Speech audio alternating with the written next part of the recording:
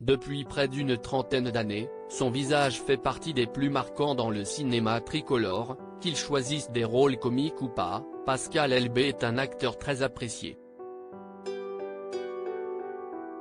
Un acteur discret, qui ne s'épanche pas vraiment sur sa vie privée ni sur les épreuves traversées durant sa vie.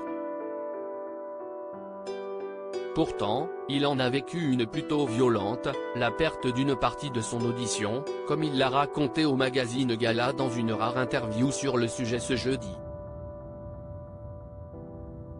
Un véritable handicap, dont il a vraiment pris conscience à 42 ans.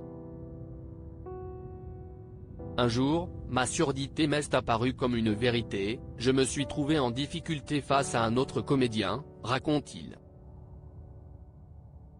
À ce moment-là, il se rend compte de tous les moyens mis en place inconsciemment pour éviter de s'en rendre compte plus tôt. J'augmentais le son de la télévision. En fonction de ma fatigue, je parlais de moins en moins fort. J'avais souvent l'impression que les autres articulaient mal ou chuchotaient. Depuis mon enfance, je m'étais habitué à lire sur les lèvres. Je demandais souvent qu'on répète les propos. Mes proches n'en pouvaient plus. Finalement mis face au fait accompli, l'acteur réalise vite qu'il n'a pas beaucoup de solutions. À ce moment-là, deux options se sont présentées, abdiquer et me replier sur moi-même, ou m'accrocher en me faisant appareiller. Une fois cette seconde décision prise, j'ai pu renouer le contact avec les autres. Mais les premiers résultats ne sont pas si faciles, il m'a fallu 3 semaines pour m'habituer à ces aides auditives. Au début, c'était l'horreur. Les sons étaient amplifiés. À travers cette drôle de mésaventure que m'a offert l'existence, j'ai découvert que j'étais combatif, relativise-t-il aujourd'hui. De sa surdité il en tirait un très joli film, une comédie On est fait pour s'entendre en 2021, avec Sandrine Kiberlin.